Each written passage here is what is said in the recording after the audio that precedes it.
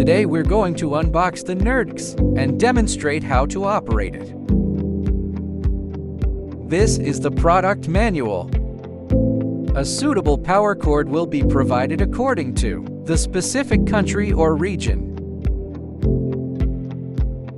This is our NerdQX main unit.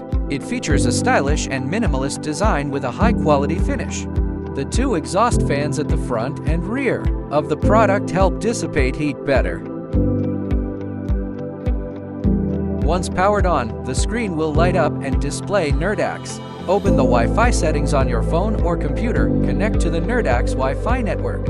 After a few seconds, the browser will open the configuration page. Click the three horizontal lines in the upper left corner to open the toolbar.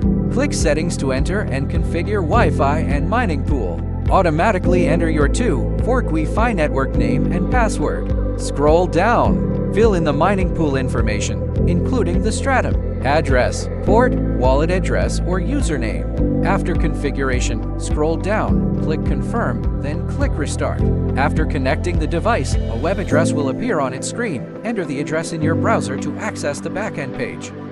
All settings, deployment, and debugging of the device are completed. .it runs in good condition and is ready for normal operation.